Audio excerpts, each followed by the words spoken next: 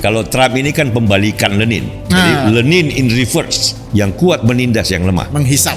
Yang kuat menghisap yang lemah, yang kuat menciptakan ketergantungan bagi yang lemah. Itu kan variasinya aja kiri.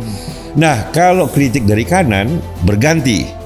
Kalau kata Trump, kita kuat tetapi kita dihisap oleh yang kecil-kecil. Kalau inflasi misalnya salah satu atau resesi, yang paling rugi kan orang paling menengah bawah. Iya kan, kalau orang kayak Trump yang sudah punya duit kan mau inflasi berapa dia gak peduli lah. Yang sudah bilioner. Bukti terbaik dari kemajuan benarnya Paul Krugman dan Adam Smith dan David Ricardo sebagai Cina dan negara-negara sedang berkembang yang menjadi maju karena perdagangan yang terbuka. Peran besar pemerintah dalam ekonomi dalam situasi-situasi tertentu, ya, merkantilisme. Tetapi over time kalau semuanya negara mengadopsi cara itu, kalau semuanya mau mendorong ekspor, pertanyaannya siapa yang mengimpor? Ini Trump sama teman-temannya di Gedung Putih. Sekarang salah satu kata yang paling mereka tidak suka adalah kata globalisasi.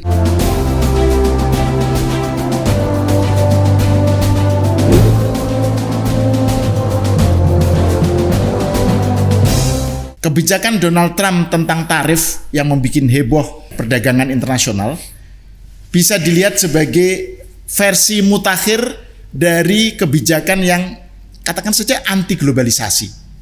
Nah, ini menarik nih, kita mengaitkan Trump dengan globalisasi bukan hanya dari aspek pemberitaannya atau kebijakannya dan kaitannya dengan politik, tapi aspek teoritiknya, aspek konseptualnya gitu, tentang pro dan kontra globalisasi. Ini gimana kita menempatkan Donald Trump ini dan bagaimana memahaminya secara konseptual. Saya bersama Dr. Rizal Malarangeng, Cali. Halo Cal. Ini di depan kita ini, di depan kita ini Cal, ada beberapa buku yang nanti kita akan bahas ya. Terutama Paul Krugman dulu. Ini Paul Krugman ini saya kira menarik sebagai pintu masuk ya untuk membahas tentang pro dan kontra mengenai globalisasi, karena Paul Krugman ini kan pembela terdepan sering sebagai pembela globalisasi ya, dan perdagangan bebas. Kan ada bukunya The Conscience of a Liberal. Terus Pop, ini Pop Internationalism. Ini walaupun udah lama tapi esensinya sangat bagus untuk dipakai melihat kondisi sekarang. Dan juga Krugman ini kan bukan hanya bergerak dalam bidang teori dan konsep akademia, akademis, bukan hanya akademisi, dia kan public intelektual. Kritiknya terhadap Trump itu kan banyak sekali yang kita lihat. Penulis yang prolific. Nah, itu makanya prolific dan dengan passion yang besar gitu. Jadi saya ingin kita membahas soal pro dan kontra mengenai globalisasi, tapi pintu masuknya dengan bagaimana persoalan ini dilihat oleh seorang Paul Krugman. Gimana Cal? Paul Krugman ini gimana? Siapa? Nah, sebelum Paul Krugman memang tadi yang saya katakan bahwa di balik huru-hara Trump ini dan tarif sebenarnya ada proses yang sangat menarik yang perlu kita perhatikan, bahkan jauh lebih menarik dari segi orang-orang seperti kita, karena di balik Trump, tarif dan perdebatan Eropa, Cina itu kan ada perdebatan intelektual, perdebatan gagasan tentang bagaimana seharusnya dunia ini berhubungan satu sama lain dalam hal ekonomi. Kalau politik kan geopolitik. Nah, ini kan sejak mulainya industrialisasi, the age of commerce kan naik dan turun hubungan internasional dalam hal ekonomi kan, perdagangan. Tetapi kan bentuk yang lebih intensif dan lebih cepat itu setelah dekade 1980-an dan terutama tahun 2000-an ya, di mana Thomas Friedman bilang the world is flat, dunia sudah rata gitu loh, karena adanya perkembangan ekonomi digital kan yang memudahkan perusahaan-perusahaan besar di Amerika, di Eropa memindahkan anak-anak perusahaannya atau pabriknya dan terus bisa melakukan manajemen organisasi secara intensif karena semakin murah berhubungan. Dan itu tesisnya Tom Friedman. Itu dia kan The World is Flat itu kan juga sangat terkenal tapi dia kan popularizers of ideas. Paul Krugman ini kan theoreticians. Dan jurnalis. Kalau Thomas Friedman kan mempopulerkan apa yang diproposisikan oleh orang seperti Paul Krugman. Dua-duanya kolumnis New York Times. Dua-duanya New York Times dan tulisan yang sangat bagus. Nah, kemudian selain tadi ekonomi digital, pada tingkat logistik perhubungan itu kapal-kapal tanker yang mengangkut barang itu kan semakin efisien, semakin besar. Container system itu loh. Sehingga dengan runtuhnya Uni Soviet di akhir dekade 80-an awal 2000-an, dunia kan lebih damai dalam pengertian besar ya. Ada Cina yang mulai muncul, di negara-negara sedang berkembang juga sudah muncul. Jadi perdagangan dan globalisasi intensif. John Maynard Keynes pernah terkagum-kagum pada globalisasi tahap pertama.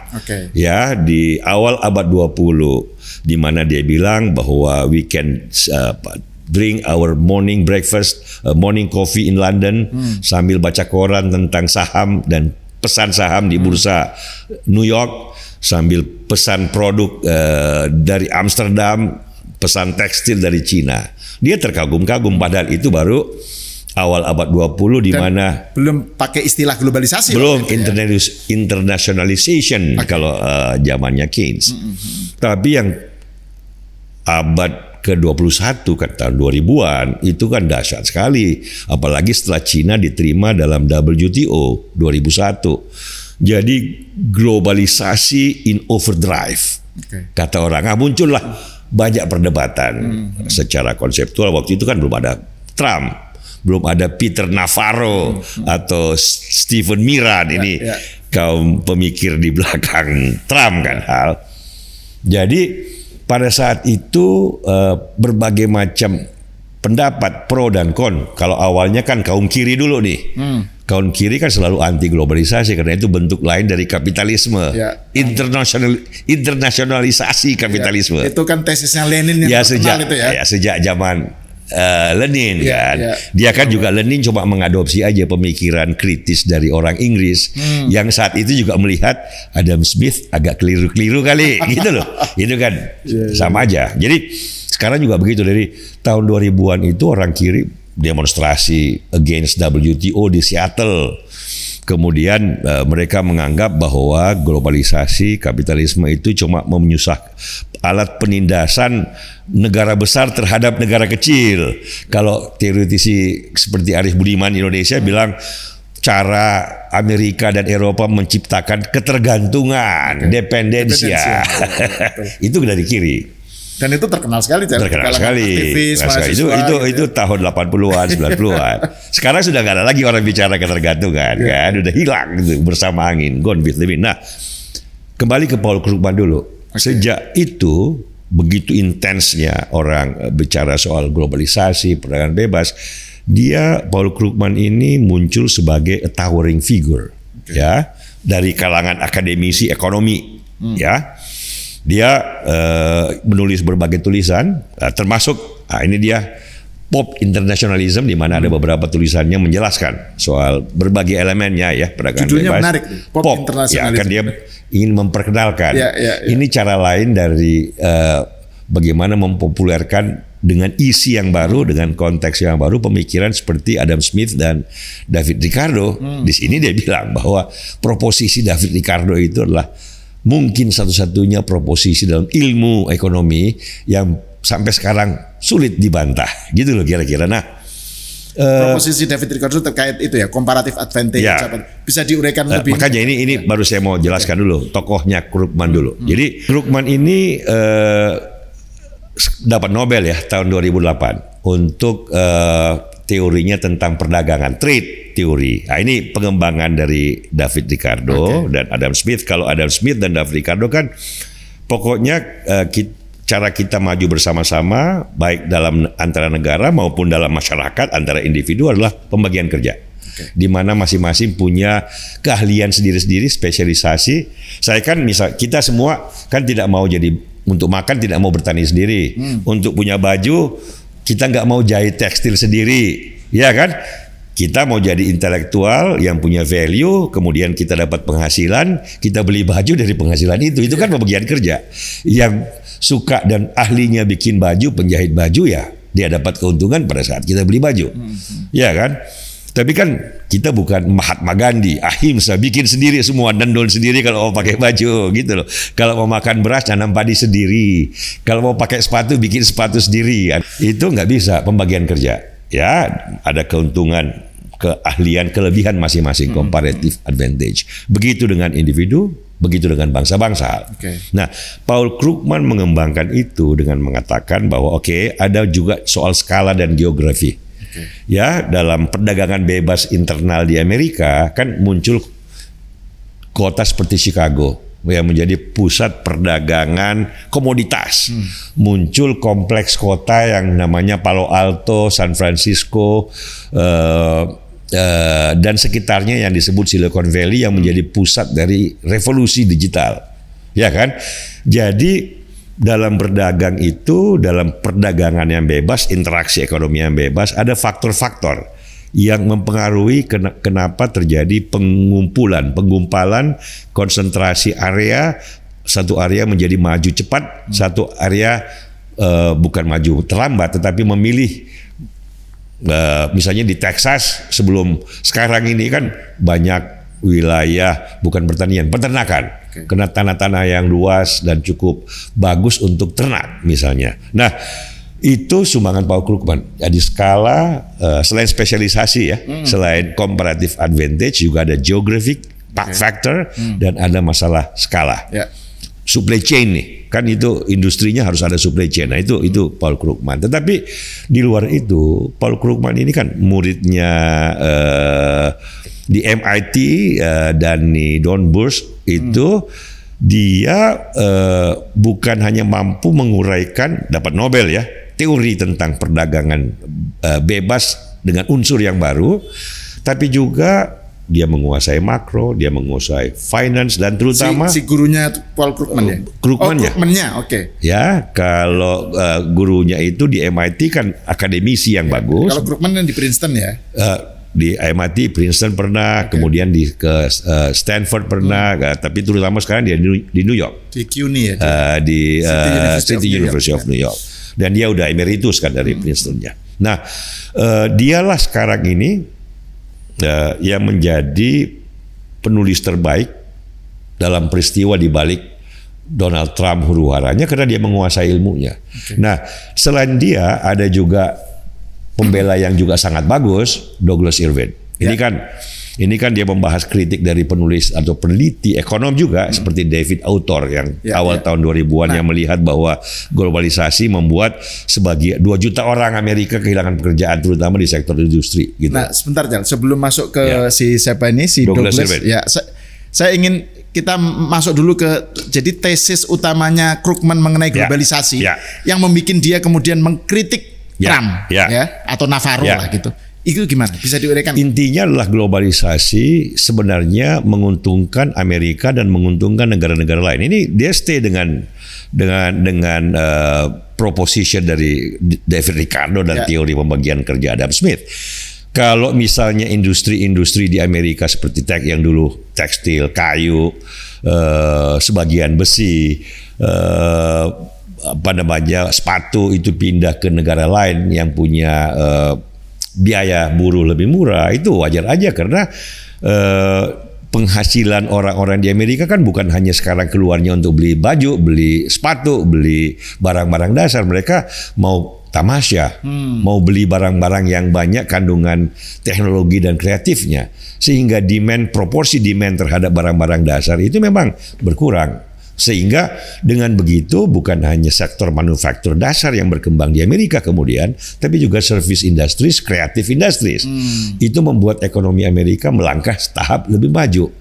Nah, negara-negara yang lain mendapat limpahan dari industri yang berpindah atau kemungkinan baru karena munculnya demand yang baru di Amerika juga beruntung. Bangladesh beruntung, Indonesia beruntung, Cina beruntung gitu loh. Malaysia beruntung. Nah, over time negara ini kan juga berevolusi. Jepang dulu bikin sepatu, bikin tekstil. Sekarang Jepang nggak lagi bikin sepatu, dia bikin mobil dan elektronika gitu.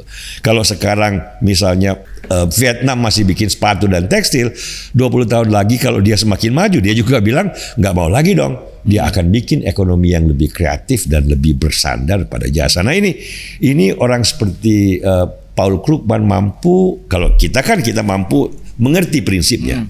Kalau orang seperti Paul Krugman, orang seperti Douglas Irwin mampu menjelaskan dengan angka, ya, dengan teori yang solid. Kalau Douglas Irwin dengan sejarah yang solid. Paul Krugman bukan hanya angka yang bagus, tapi bahasa yang indah, bahasa yang efisien gaya Amerika. American writers kan selalu eloquent dan lucid. Ini kan jadi nggak banyak lemaknya. Kalau tulis itu nggak banyak lemaknya, gitu loh. Jadi terkait dengan pandangan Paul Krugman tentang globalisasi itu, yang membuat dia begitu kesel gitu sama Trump ya? Dengan kebijakan tarifnya kan dia keras sekali kritiknya. Ya, karena dia menganggap bahwa pada dasarnya yang paling rugi itu rakyat kecil. Ya kan, yang paling rugi itu kalau inflasi misalnya salah satu atau resesi, yang paling rugi kan orang paling menengah bawah. Iya kan, kalau orang kayak Trump yang sudah punya duit kan mau inflasi berapa dia gak peduli lah, yang sudah bilioner gitu. Tapi kalau orang yang di batas-batas kelas menengah itu kan variasi inflasi, apalagi menuju resesi, ini kan pada akhirnya kan tarif membuat bukan hanya inflasi sebenarnya, tapi juga memberi insentif yang keliru tentang ekonomi. Iya kan, ekonomi yang tidak perlu diproteksi kan opportunity cost-nya untuk membangun yang lebih kreatif kan jadi hilang. Nah, memang orang seperti Krugman, ini kalau saya bicara Krugman kan kita harus lihat konteksnya, kan ada pesaing-pesaingnya nih, juga pemenang Nobel, Stiglitz. Globalization and Discontents, ya, sejak tahun 2000-an juga cerewet soal globalisasi. Kemudian ada lagi temennya Stiglitz nih, yang Dani Rodrik. Wah, itu selalu tuh agak sedikit melihat kelemahannya free trade, kelemahannya kapitalisme internasional, dan dia muji-muji state role dan merkantilisme Cina gitu, yang sebenarnya cuma mendaur ulang kembali argumen lama tentang dulu Korea Selatan maju karena peran negara memilih-milih pemenang industri, Jepang juga begitu, Cina sekarang itu kan cuma mendaur ulang argumen lama yang saya nggak mau bilang seperti Lenin, anti kapitalisme gitu, penjajahan negara-negara kecil gitu ya. Tetapi pada ujungnya berhadapan dengan orang seperti Trump, kan orang seperti Krugman very clear cara berpikirnya. Bukan hanya mengkritik Trump, mengkritik segala kebijakan sebelumnya, sebelum Trump, yang membatasi kebebasan ekonomi dan kemungkinan ekonomi yang untuk berkembang. Bukan hanya di Amerika, tetapi jangan batasi kemungkinan Bangladesh menjadi maju. Karena kalau kamu proteksi tekstilmu, kamu tinggiin tarifnya Bangladesh misalnya, ya kasihan dong orang Bangladesh dan orang Vietnam. Cara mereka menjadi maju kan cuma itu untuk sementara.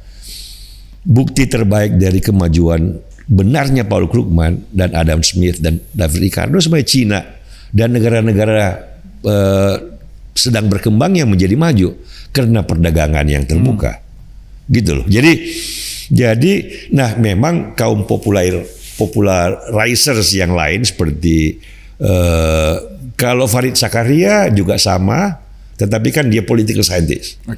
Tetapi yang di Thomas Friedman ini yang kalau dia menuliskan sangat amat luas pembacanya gitu. Nah, yang generasi terbaru itu Noah Smith. Noah Smith ini yang muridnya Krugman, yang Substack sama podcast gitu loh. Orang-orang yang menentang Trump setia pada jalan perdagangan bebas sebagai sebuah konsep besar. Nah, ini kan kalau sekarang Krugman dan Fareed Zakaria, ekonom dan political scientist hal. Kalau zamannya Adam Smith, Ricardo kan ekonomi. Tapi ada Montesquieu, political scientist. Ya, ini pengulangan dalam sejarah. Dulu kan penentang perdagangan commerce itu kan besar. Zamannya Adam Smith, zamannya Montesquieu. Nah, sekarang Krugman ini kita bisa bilang the new generation. Dari pembela perdagangan bebas yang mudah-mudahan ya over time mereka, karena tidak ada jalan lain untuk maju bersama-sama. Mungkin bukan pengulangan tapi rhyme. History doesn't repeat itself. Itu Mark Twain. Sejarah nggak berulang. It doesn't repeat itself, but sejarah rhymes, sejarah berirama, it rhymes. Itu Mark Twain, penulis sastra Amerika. Pandangan Krugman tentang globalisasi yang saya kira menarik untuk kita tempatkan dalam lanskap yang luas, yang lebih besar terkait pro dan kontra mengenai globalisasi, Cel. Karena yang kontra globalisasi ini kan ada spektrum. Tadi Celi menyinggung selintas soal kaum kiri komunis lah ya. Terus yang jadi di tengah, sejak Lenin. yang kanan iya sejak Lenin gitu. Jadi gimana itu Celi melihat pemetaannya itu? Ya, jadi memang unik kan. Kalau Trump ini kan pembalikan Lenin. Jadi Lenin in reverse. Jadi kalau dulu Lenin lah in reverse, ya, kalau ya kan kalau kita lihat kan abad 19 akhir awal abad 20 kan kaum kiri kan mengkritik apa yang dipuji oleh Keynes ya, internationalization of the economy. Mengkritik apa yang dipuji oleh Keynes. Ya, apa kan dari kaum ekonom seperti Keynes sejak meneruskan Adam Smith kan, dia suka dengan perdagangan internasional, international commerce kan, dia puji sebagai cara untuk semakin sejahteranya bangsa-bangsa kan begitu. Tapi kalau orang kiri sejak zaman, saya nggak bilang Marx lah ya, Lenin yang paling terkenal. Dia bilang itu ya, imperialism is the highest stage of capitalism. Dalam bahasa normal ekonominya, internasionalisasi ekonomi adalah the highest state of capitalism gitu loh. Penindasan juga. Yang besar menindas yang kecil melalui globalisasi atau internasionalisasi ekonomi itu kan pada zaman kita mahasiswa kan namanya teori ketergantungan dalam bentuk lain gitu. Nah, itu kritik dari kiri dan pada dasarnya kritik kiri kan nggak berubah. Sampai tahun 2000-an ya, awal abad 21 kan kritik kiri sampai sekarang. Bernie Sanders di Congress of the United States sama Elizabeth Warren ya variasi dikit lah, tapi kan selalu kapitalisme baik domestik maupun internasional itu yang kuat menindas yang lemah, kuat menghisap yang lemah, yang kuat menciptakan ketergantungan bagi yang lemah. Itu kan variasinya aja kiri. Nah, kalau kritik dari kanan berganti. Kalau kata Trump, kita kuat tetapi kita dihisap oleh yang kecil-kecil. Kita diperalat oleh yang negara-negara sedang muncul berkembang. Kita diperalat oleh kawan dan lawan kita sendiri. Yang kaya diporotin yang lemah. We are being ripped off gitu loh. Ini raksasa yang merasa dihisap. Makanya tadi nyebutnya raksasa yang dihisap. Bukan raksasa menghisap. Ini kritik kanan terhadap globalisasi. Nah, yang lucu dan saya agak jengkel dengan ekonom normal bagus pemenang Nobel juga seperti Joseph Stiglitz, seperti Dani Rodrik, seperti David Autor. Ya ini ya saya tidak bilang jengkel bagaimana, tapi kan mereka sekarang ini agak sedikit kesulitan melihat Trump karena dulu kan selama 20 tahun mereka lah pengkritik mainstream kritik terhadap globalization. Kritiknya apa, Jal? Ya, jadi misalnya dari Stiglitz mementingkan kiri tengah terlalu banyak maunya kalau Stiglitz. Jadi maunya kalau nggak cuma kemajuan tapi juga pemerataan lah inilah. Tapi kan konsep dia soal equality. Saya pernah ketemu dengan Stiglitz sebelum dia menang Nobel. Saya waktu dengar dia ngomong, beberapa orang, saya dalam hati ketemunya di Jakarta. Dalam hati saya bilang ini jago ekonom, tapi terlalu banyak maunya melihat perkembangan sebuah negara yang mau maju gitu loh. Tapi intinya terlalu banyak fokus pada satu, kalau Stiglitz inequality dalam berbagai bentuknya, kekuasaan dia nggak suka pada negara besar seperti Amerika sih. Jadi ada aja alasannya untuk kritik. Kalau Paul Krugman kan clear, bukan soal negara besar negara kecil, tetapi kemajuan bersama itu loh. Kesempatanmu maju kalau kamu nggak berdagang dalam perdagangan terbuka bareng-bareng apa gitu. Itu Krugman ya. Nah kemudian temannya Stiglitz dalam aliran yang sama kan seperti Dani Rodrik baru nulis tuh dari Harvard University, judulnya What the Mercantilists Got Right. Apa yang benar dari cara ekonomi seperti Cina gitu pemerintahnya. Ini kan mengulang argumen lama lagi gitu loh. State capitalism di mana negara ini aktif memilih pemenang, mengatur ekonomi, memicu ekspor gitu loh. Mengalahkan mereka yang cuma bersikap atau mengikuti Adam Smith. Ini kan dalam situasi kayak gini orang bilang, lo ya oke lah, kadang-kadang pemerintah bisa, tetapi kan over time ya kan apalagi dalam situasi seperti sekarang ini yang kita harus serukan baik kepada Cina ya, Korea Selatan kan sudah berubah over time, Jepang harus adaptif ya. Peran besar pemerintah dalam ekonomi dalam situasi-situasi tertentu, oke, ya, merkantilisme. Tetapi over time kalau semuanya negara mengadopsi cara itu, kalau semuanya mau mendorong ekspor, pertanyaannya siapa yang mengimpor? Itu kan self-defeating proposition gitu loh. Kenapa Cina atau Indonesia atau Bangladesh atau Vietnam dapat preferensi? Kalau mereka memang masih miskin, mau tumbuh, biasanya negara-negara besar dalam WTO kan kasih kemungkinan itu. Oke lah. Tetapi pada saat kamu sudah maju, sudah bisa berkembang sendiri, mulai adopsi kaidah-kaidah perekonomian bebas universal. Supaya yang namanya kekhususan preferensi, peran negara besar, aturan non-tarifnya besar untuk melindungi pengusaha domestik itu, kasihlah hanya mereka yang memang sedang membutuhkan karena lagi mau berkembang. Ya, semacam affirmative action. Iyalah, tapi jangan bilang in principle affirmative action is good forever gitu loh. Nah, ini bentuk lain kritik kita kepada orang seperti Stiglitz atau orang seperti Dani Rodrik gitu loh. Nah, kalau misalnya saya bukan ekonom hal. Ya. Cuman saya lebih setuju pada Paul Krugman dan Adam Smith gitu loh. Dan Jason Furman. Jason Furman itu juga Harvard, temannya Dani Rodrik kan juga Harvard. Jason Furman kan ketawa-ketawa aja kalau dengar orang seperti Dani Rodrik ngomong soal tarif dari barang ekspor membuat Amerika terdesak, lebih banyak hollowing out of the middle class gitu loh. Dia bilang dia nggak ngerti ini periode pertumbuhan Amerika. Justru pada saat Cina muncul tahun 2000-an itu, pertumbuhan ekonomi Amerika juga bagus banget gitu loh. Sorry Cal, bisa ditegaskan lagi ya, diperjelas lagi ya soal hollowing out the middle class itu kan pandangannya. Dulu ya sebelum ada Cina, sebelum negara berkembang, Vietnam, Indonesia banyak ekspor ke Amerika. Di Amerika itu di kota-kota kecil ada pabrik mobil, ada pabrik tekstil, pabrik kayu gitu loh. Setelah barang itu masuk terlalu mahal udah kalau bikin di Amerika, jadi pindah. Sehingga orang di kota kecil Amerika itu yang dulu middle class, cuma pendidikan SMA bisa beli mobil 2 gitu loh. Itu sekarang sudah nggak ada lagi. Lah, karena dia strukturnya kan berbeda sekarang. Jadi itu kaum pengkritik globalisasi mengatakan bahwa globalisasi merugikan Amerika, hollowing out the middle class. Seperti kata Trump dalam bentuk lain. We are being ripped off by globalisasi. Ini Trump sama teman-temannya di Gedung Putih sekarang salah satu kata yang paling mereka tidak suka adalah kata globalisasi. Kalau mereka sinis pada orang, dia bilang you are a globalist. Padahal kita ini kan anak kandung dunia, kita ingin universal peace and universal civilization gitu loh, dengan variasi lokal masing-masing. Ya kan, Indonesia jati diri harus ada, Cina punya jati diri, tapi kan kita bersaudara dalam pengertian kita dalam satu dunia yang sama. Ya kan, tidak boleh terbagi-bagi oleh tembok, apalagi tembok tarif, tembok ekonomi. Karena baik kepada Stiglitz maupun kepada Dani Rodrik maupun kepada Trump, kita bisa katakan hal yang sama, bahwa perlindungan ekonomi kalau dilakukan semua negara itu self-defeating.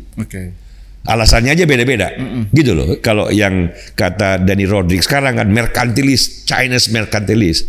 Iyalah kalau China aja, kalau semua negara jadi merkantilis gimana? Siapa yang mau impor dong? Gitu. Jadi self-defeating kan. Sementara Adam Smith dan Paul Krugman bagus, open border dalam perdagangan. Kita bisa sama-sama maju kok. Kita karena kan keahlian natural endowment masing-masing kan beda-beda. Nah, kalau itu jadi secara teori tidak ada cara untuk maju bareng-bareng, bukan sendiri-sendiri ya, bukan Cina aja nih.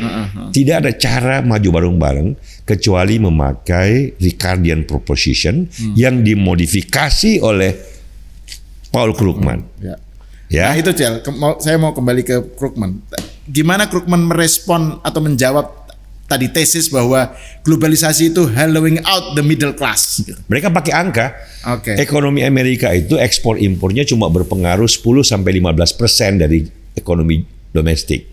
Kalau toh selama Cina muncul ada proteksi tembok tarif di Amerika, nggak ada ekspor dan impor Cina, itu paling-paling cuma nambah 2-3% proporsi manufacturer di Amerika, itu nggak ada pengaruhnya secara substansial. Kalau Jason Furman bilang David Autor yang meneliti bahwa 2 juta orang hollowing out gitu, itu kan cuma 1%. Gitu loh, masih banyak lagi persen-persen yang tumbuh oleh industri baru gitu. Itu jawaban yang sangat bagus, simple tapi bagus. Karena faktual. Orang kayak Stiglitz sama orang kayak Danny Rodrik harus mendengar itu dan memberi jawaban lainnya. Saya nggak melihat ada jawaban yang bagus dari mereka. Cuma memuji merkantilis Cina gaya lama itu loh. Ya kita kan yang belajar studi, saya bukan ekonom, tapi kan saya belajar ekonomi politiknya, studi pembangunan. Yang namanya literatur studi pembangunan ya penuh dengan argumennya Danny Rodrik dan Stiglitz itu loh. Yang nggak laku lagi sekarang. Gitu loh maksudku. Jadi ini sama-sama pemenang Nobel, Stiglitz dan Krugman. Tapi saya lebih suka Krugman. Nah, soal Stiglitz nih, soal tesis dia tentang bahwa globalisasi menimbulkan inequality itu kan gimana menurut para inequality itu selalu terjadi sebelum globalisasi atau setelah globalisasi. Ya kan? Emang kalau nggak ada globalisasi nggak ada inequality. Marx dan Lenin kan sebelum ada globalisasi mereka mengkritik ekonomi domestik. Yang kapitalisme perdagangan itu by nature inherent di dalamnya menciptakan penindasan dan ketidaksamaan. Jadi dipakai konteks baru aja untuk nggak suka sama apa yang disebut dengan perdagangan gitu loh, atau industri yang bebas. Saya nggak tahu orang-orang ini nggak suka kebebasan. Kalau kita kan kita selain karena kita mau senang kemajuan, tapi kan kita juga senang dengan kebebasan. Mungkin bukan nggak suka, tapi terlalu cemas dengan kebebasan. Jadi kebebasan dalam ekonomi ini pasti akan menghasilkan menurut saya orang kayak Stiglitz, ketimpangan. Menurut saya orang kayak Stiglitz agak cerewet terhadap manusia dan kekuasaan. Dia selalu peka pada kekuasaan yang menurut dia keliru dalam penerapan. Ya kalau ekonomi kita bisa dengar Stiglitz, tapi kalau dia bicara kekuasaan jangan dengerin karena dia nggak terlalu banyak ngerti soal kekuasaan. Menurut saya kalau saya baca bagaimana dia melihat ekonomi Amerika Latin dalam hubungan dengan Amerika itu ya sudahlah, saya bilang Profesor Stiglitz you write about economics oke lah, nggak usah ngomong kekuasaan karena nanti terlalu banyak kecemasan dan salah melihat bagaimana hubungan manusia dan kekuasaan. Ini kan filosofinya dalam hal kalau yang gini-ginian. Nah itu Jal, saya mau kembali ke soal bagaimana respon para ekonom ini ya terhadap Trump ya. Jadi kan tadi kan sebagian mereka, David Autor baru saja diwawancara, dia bilang I agree with some of the basic of Trump, but I disagree with the method of Trump. Ini apologia, ya kan? Makanya saya jadi penasaran itu, karena kan kalau sekarang mereka sikapnya kan tegas jelas. Nah, sekarang Stiglitz kritik Trump terhadap Trump. Danny Rodrik juga kritik Trump, tapi kan mereka bilang juga Chinese mercantilism I think is good, tetapi has to be on balance. Kalau Rodrik lebih inilah balance, free trade yes, mercantilism yes. Ya buat kita kan sebenarnya yang nggak usah diteorikan, kita tahu bahwa peran negara penting dalam pengertian merkantilisme, mendorong ekspor. Kalau dia masih Korea Selatan, ya jangan Cina lah, Korea Selatan, Jepang dulu kan, tapi kan evolve. Karena saya bilang kalau begitu kita mengatakan merkantilisme sebagai teori, kemudian kita bilang kalau gitu dipakai oleh semua negara deh, itu kan self-defeating. Lah terus siapa yang mau impor kalau semuanya ekspor? Bagusnya dengan David Ricardo, Adam Smith dan Paul Krugman ekspor impor, gitu loh. Lo jangan pakai artificial limitation. Let nature takes its course. Ya kan? Dengan begitu ada sense of fairness juga. Kalau sekarang kan salah satu problem Cina Amerika kan ada perasaan unfairness on both sides. Ya tadi karena sana merkantilis, ini free trade. Lu akalin kita boleh impor lo, begitu kita mau kirim barang lu persulit. Nah, ini kan kira kalau lu masih miskin nggak apa-apa. Sekarang kan lu juga udah kaya, apalagi jadi pesaing kita. Kira-kira kayak gitu ya. Kira-kira. Jadi level playing field-nya itu paling bagus adalah Ricardian proposition. Oke? Jangan ciptakan barrier yang artificial. Kan pasti ada barrier natural dong. Anda pinternya bikin sepatu, saya pinternya bikin tas kulit. Ya. Douglas Irwin kan bagus sekali karena dia melihat sejarahnya. Ini kan kalau Krugman kan teorinya. Oke. Kalau dia bukan hanya teori, lebih kuat Krugman kalau teori. Dia melihat sejarah panjang bagaimana dinamika politik ekonomi dari perdagangan bebas. Naik dan turunnya, smooth holy tarif. Oke. Sebelumnya apalagi zaman Ronald Reagan apalagi. Jadi the rise and fall of free trade economy gitu. Ya. Nah, Cel, kalau kritik terhadap globalisasi dari kanan, ini saya Ya. kira perlu juga ini kita Dimana bahas ya. Trump adalah perwakilannya terdepan. Betul. Dan ini kan misalnya Jadi reverse Lenin. dan si siapa? Krugman kan juga menulis tentang Navarro, Ya, gitu ya, kan? Navarro, Jadi Navarro ini, jadi gimana sebenarnya Peter inti Navarro. argumen dari kaum kanan Ya. ala Trump Ya. terhadap Dan globalisasi? Inti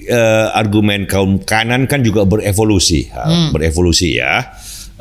Kalau dulu kan dasarnya dari kaum aristokrat, ya, yang tidak suka melihat perdagangan karena itu kan profesi orang yang bukan aristokrat, gitu kan. Aristokrat kan, wow, agung, Ya. orang dagang lu nyari untung itu kan orang ya udah kelas menengah aja deh, Betul. jangan orang kelas atas gitu loh. Itu Dan kan itu juga image tentang di Jawa kan priayi. ya, misalnya. Priayi kan pandangannya rendah terhadap kaum pedagang. Gitu kan? Ya. Jadi itu kira-kira abad 19, abad 18 lah ya kaum aristokrat sampai awal abad 20.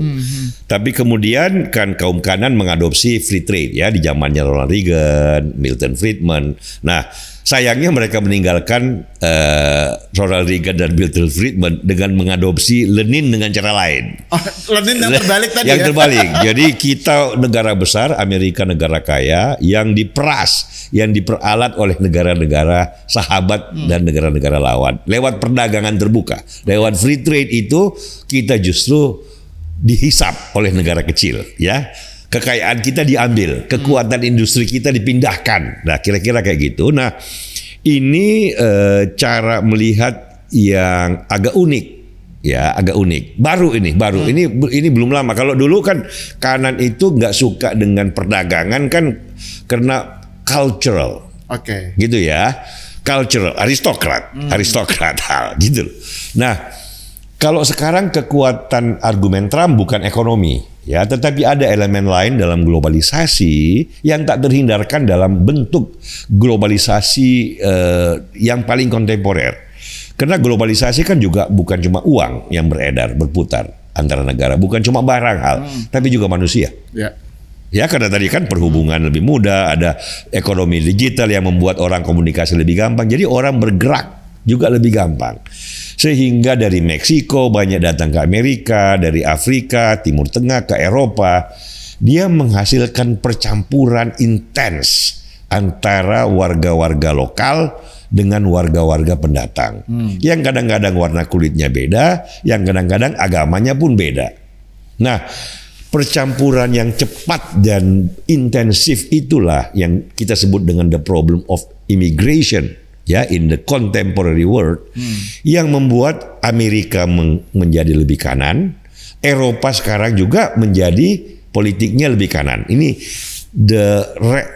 respon kaum kanan terhadap globalisasi dalam bentuk pertukaran manusia, perhubungan manusia yang semakin intens. Nah, sehingga banyak pendukung Trump walaupun nggak mengerti tarif dan ekonomi, tetapi langkah-langkah kanan keras dalam soal pembatasan imigrasi, ya, penutupan pintu dari selatan, the southern border is closed now in the United States, gitu loh, atau di Jerman, atau di Inggris, atau di Prancis, gitu, itu menguat.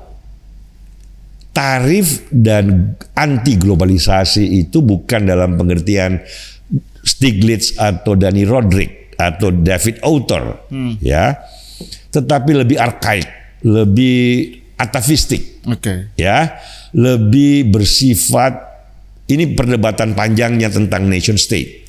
Apakah batas negara itu kita perlukan atau tidak diperlukan? sebagai sebuah entitas politik. Ini perdebatannya bukan lagi ekonomi dan globalisasi, ini philosophy of politics and humanity. Ya. Nah ini saya kira topik lain dalam podcast kita berikutnya Hal. Nah Ya. itu soal pandangan Trump yang seperti itu Ya. juga terkait dengan ini nggak Pak, cara dia melihat Amerika ya yang itu loh, misalnya slogannya kan America First atau Amerika Alone atau apa ya yang itu kan campur-campurnya. Oh, oke. Jadi campur-campurnya Karena Amerika. kan ada perasaan ya, kalau ada perasaan diperlakukan tidak fair. Konsep America First itu, ungkapan itu kan bukan pertama kali Trump. Awal abad 19 pada saat gelombang-gelombang imigrasi besar di Amerika atau di Eropa selalu muncul respon atavistik, respon kaum kanan terhadap ketidakinginan percampuran yang terlalu intensif. Amerika kan pada dasarnya negara kaum migran. Tetapi kan melting pot. Itu kan, ya, Ronald Reagan kan bilang Kanada itu garis batas kita di utara ini bukan pembatasan, tetapi garis pertemuan, garis perjumpaan kita gitu loh. Kalau Trump kan dia bilang itu garis pemisah kita gitu. Nah, itu kelihatannya depending on the siklus ya. Siklus arus masuk. Kalau dia tidak terlalu overtime, walaupun jumlahnya banyak tapi waktunya agak panjang, agak ceritanya beda. Tapi kalau 3-4 tahun masuk 8 juta, 6 juta, memang daya kayak kalau negara seperti Cina, Jepang yang relatif homogen kan memang jarang sekali menerima atau masuknya migrasi bukan jadi problem. Sehingga kanannya Cina dan Jepang agak beda. Kalau Amerika dan Eropa kan kanannya itu selalu ada, bukan hanya soal tarif atau anti free trade, tetapi selalu ada nativism atau nativism, identity politics tak terhindarkan karena pada dasarnya kan Amerika memang sudah melting pot. Nah, seberapa pot dan seberapa melt itu kan kira-kira pertanyaannya. Nah, itulah respon kanan terhadap globalisasi. Nah, berarti kalau dalam tanggapan saya, kalau kaum kanan ini setidaknya diwakili oleh Trump itu kan melihat globalisasi ini betul-betul unfair terhadap si kuat, terhadap yang kaya. Ya, jadi yang sudah kaya, besar, sukses ke Amerika, globalisasi ini menciptakan kelemahan-kelemahan yang harus ditolak gitu loh. Jadi kalau Lenin bilang yang kaya menindas, kalau Trump bilang yang kaya ditindas. Begitu Hal. Untuk sementara. Oke. Terima kasih Celi atas obrolannya. Pemirsa, sampai di sini dulu. Kita akan membahas lagi topik-topik menarik lain di kesempatan mendatang.